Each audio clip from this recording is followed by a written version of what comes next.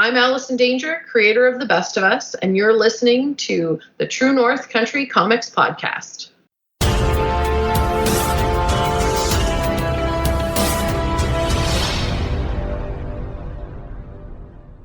Welcome to the True North Country Comics Podcast, dedicated to promote Canadian comic book and graphic novel creators and supporters. I'm John Swinimer. If you want to drop me a line, you can contact me at john@truenorthcountrycomics.com. On this episode, I chat with Allison Danger about the Best of Us comic book series. This podcast is available on Apple Podcasts and Google Podcasts. It's also available on the True North Country Comics channel on YouTube. I invite you to like and subscribe. Allison calls herself an analytical romantic that uses the art of storytelling to best express her sentiment and emotionality. Her works are influenced by pop culture and believes that every story needs a soundtrack. Alice is the writer and creator of Blood and Motor Oil graphic novel and the illustrated story When Wolf Lost Moon. Her stories focus on the intimate human interactions and friendships told in fantastic science fiction settings. Her current project is The Best of Us comic book series. The Best of Us is described as follows. It's 2049 and the Federation Nations doesn't want any more heroes. The strongest person in the world is captured, and she's sent to a facility that holds aged, exceptional people.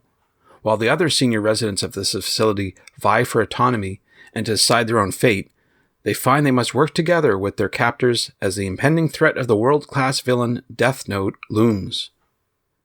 And so, without further ado, here's my chat with Allison Danger about the Best of Us comic book series and much more. So, Allison Danger, thank you very much for taking time to chat with me.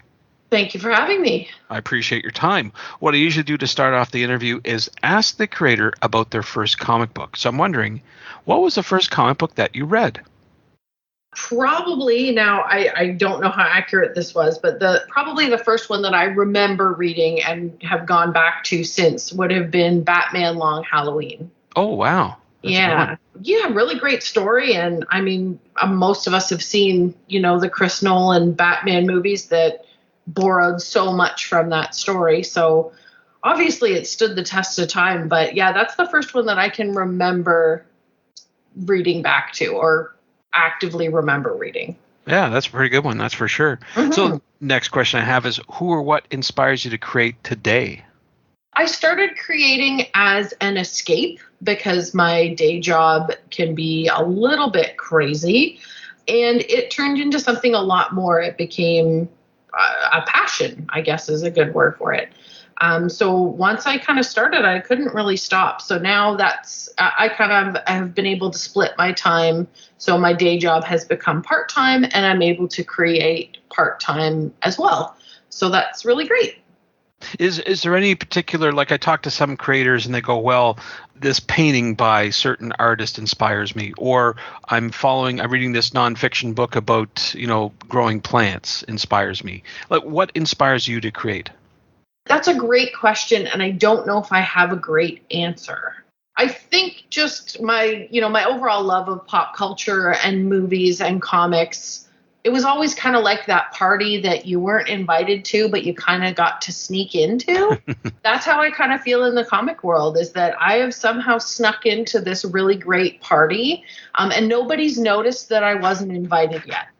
There you go. That's a good way to do it, for sure. Well, we're here talking about your most current book called The Best of Us. And I'm wondering, for those not familiar with the story, how would you describe it to someone? The Best of Us is hopefully, if everything goes well, it'll be a 3-part graphic novel series. The first part is coming out digitally on Amazon and Comixology in February, and the print release for that will be right behind it as well. How I would describe the book is kind of superhero adjacent. People with powers, but we're not really exploring their powers, or that's not really the central focus of the story. It's more about them getting old, coming to grips with their mortality, and they live in a world that really isn't interested in superheroes. That's really not what the world wants of them anymore. So I would say it's probably an allegory for how we as maybe a nation and in the West treat our senior citizens. We kind of relegate them to a nursing home a lot of the time. So this is kind of a tongue-in-cheek conversation about that. Interesting story. What was the origin behind it? What inspired you to create this? Was there anything that happened in your life that said, okay, what if, and you followed from there? Yes. So I don't kind of broadcast this, but I guess now is as good a time as ever. My day job, I am an embalmer, so I work in death care. And I realized very early on, as much as I tried to hide it, that my voice as a writer and as an author comes from the idea of mortality, and comes from grief and grieving. And I really didn't want to blend those two worlds. But once I figured that out, I think I really was able to hit my stride.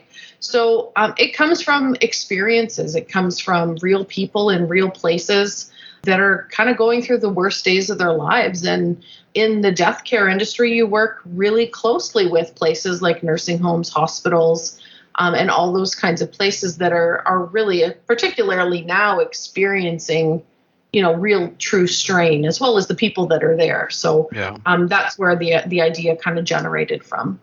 Well, as you say, usually they say, take what you know from real life. No. And that's usually what works, for sure. So you didn't do this alone. You definitely had some people helping you out. Can you talk about the collaborators you have on this project? I surely can. Gentleman that I met through Instagram, he is an Australian national. And we've never actually met person to person, but I do hope that I'll be able to meet him one day, if we can get ourselves to the same side of the world. His name is Matty Darial. He does a lot of concept art. He's done some Marvel's Topps cards and some storyboard work for a couple of places in Australia. So he is, in a word, awesome. He kind of takes a manga style approach to the way he creates and the way he draws. And he actually developed the look of these characters as well. So not only did he do all the sequential art in the book, but he also did all the character design as well. Really, really great guy, easy to get along with, professional, timely, and really personable. So I can't really say enough good things about him. Oh, that's great. That's great. How was the collaboration process, if you could break it down for me? Did you have the script from beginning to end and then said, okay, run with it? Or was it more like a back and forth type of thing? So usually, depending on the collaborator I'm working with, in this particular case, we hadn't worked together before. Mm-hmm. So he was most comfortable with me having a complete script that he could work directly from. So that was what I did. Because I usually end up doing, most times I'll do the lettering as well as the layouts and preparing it for print and digital release. The dialogue can be really kind of loose, but as far as the descriptions go and where the story needs to be, all of those plot points and visuals need to hit bang on for him so that he can get me back the best version of what I can then add the dialogue to. Okay. And I think I saw that you had a special person doing a cover. Is that right? I do. Our local great, the watercolor master himself, Sean Daly, did the cover for the book. So I am very, very lucky to have his paintbrush on our little book. That was wonderful. And yeah, I think he knocked it out of the park. Of course. Oh, yeah. Yeah, absolutely. No, he's a great artist, and yes, it's good to get some of his time because I know he's busy with all sorts of projects. He is. And you know what? As much as I know in this case, my main partner was across the world, but I really do like to try and keep what I can Canadian. Right. I think that's important too.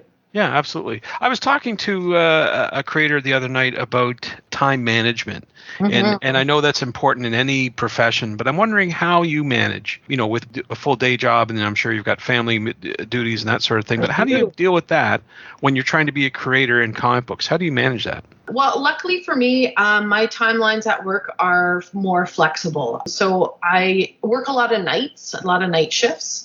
And my daughter is 11 going on 12. So she's old enough now that working a night shift doesn't mean missing out on all of our family time. So really it was just having a boss in my day job that was willing to work with me as far as my time restraints.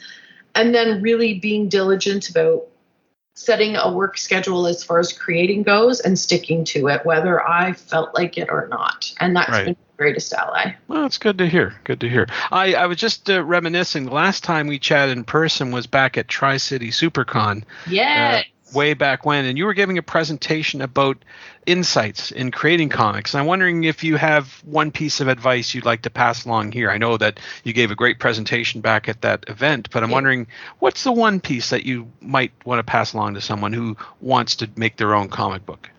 Don't wait to be asked. There's a lot of great stories that people have to tell, and you might think that it's a great Batman story or a great Superman story, but those characters are pretty locked down. So take your story and create your own characters, and sooner than you realize, you will have something in your hands that you get to know as your own. And you're using Comixology to do the publishing, at least the first part. Was that an easy process for you? I'm pretty comfortable on a computer, so I would say it was pretty seamless. That being said, if somebody's not comfortable with a computer, it would be a pretty arduous process. It was a learning curve for sure. Mm-hmm. But again, it was something that I enjoyed doing. So it really was more of a labor of love than work. Is it something you'd recommend for someone who wants to get started as an easy way to get into the business, or what would you say? Especially with the digital release, it's really cost effective because they've got everything set up for you, ready to go. There's not a huge investment up front. So as long as you're, whatever kind of deal you have with your artist, as long as you're paying your artist and your collaborators, then there's not a lot of, print costs associated, of course. And the way Comixology and Amazon are kind of in a flux right now, everything's kind of moving over to Kindle Direct, and it's a big mess. But in the meantime, they've been able to make things like the Comixology books available for, you can upload them then for, paperback publishing and things like that. So you don't have to carry a big stock as an independent and, print 100 or 200 or 300 copies in a print run. They make it really easy to, print on demand and things like that. So as far as somebody starting off that doesn't have a big nest egg for that kind of stuff, it's really helpful. Oh, that's good, because I have talked to some other creators and they've had issues with getting things published these days. There seems to be a bit of an issue with paper availability and this sort of thing. So having a digital avenue might work out. Exactly. I've got one book caught up in that kind of mess. So it's with a publisher, and paper is 8 times more expensive than it was 2 years ago. Mm-hmm. So that really affects how a small publisher, gets their books out. So it will come. It's just a matter of patience until the world kind of rights itself. That's it. That's all there is to it. Sure. So we've talked about The Best of Us and how it's coming along real soon. Do you have any other up-and-coming projects that you can talk about? I do. Probably the big one right now it's called We Save the World. It's more of a young adult comic read. Both the first and second issue are available on Comixology. And then the third one will be available I'm hoping for TCAF in June. And then the print of the entire 3 books will come out together at that time. Great. I'm hoping to have that available. But it's more young adult, a little more cartoonish, but it plays heavily on the tropes that we as, parents and things like that, when we're reading with our kids, really grew up on. So, the loose cannon's code name is Cowboy. Like it plays very heavily into that. And it has a lot of fun with how popular things like the Avengers and, all the other superhero gangs are. And it really kind of pokes a little bit of fun at itself. So it's a fun time with the family.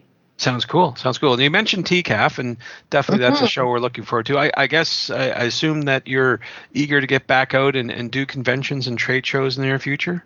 Yeah, I didn't realize how much I would miss it until it was gone. But yeah, I am very anxiously awaiting TCAF and definitely Fan Expo in the end of the summer. And the other one that I really love doing is Hamilton out at the Aviation Center there. It's such a great, neat venue and some really great people. So yeah, I'm looking forward to, being able to maybe not shake hands, but, elbow bump and get back out there and see people that we've been missing and what they're up to. And yeah, let's set up some more books for the next couple of years, meet some collaborators. Sounds good. And speaking about finding out what you're up to, where do you recommend people go to find you online and through social media to find about your current and future work? You can go to my website. It's probably the easiest place. It's AllisonDanger.com. I do have I wouldn't say overly active Twitter feed, but I do post on Twitter a couple of times a day, and that's at Ally Dangerous, ALLYDANGEROUS, and on Instagram as Allison Dangerous. Very good. Well, Allison, those are all the questions I have for you, but I'm wondering, is there something I didn't ask that you'd like to get across in this interview? The only thing I can think of is I wish somebody had told me earlier that if you really want to write, just write. Just put the pen on paper. It doesn't have to be good. It doesn't have to be long. It just has to be out of you and onto paper or a keyboard or a whiteboard. Don't wait for permission, and you will be so happy with what comes out. Thanks to Allison for the chat. You can discover more about Allison on Twitter at Ally Dangerous, that's ALLY Dangerous, and on Instagram as Allison Dangerous, and online at AllisonDanger.com. And thanks to you for listening to the True North Country Comics podcast. If you haven't done so already, please subscribe to and like this podcast on Apple Podcasts. And please leave a good rating.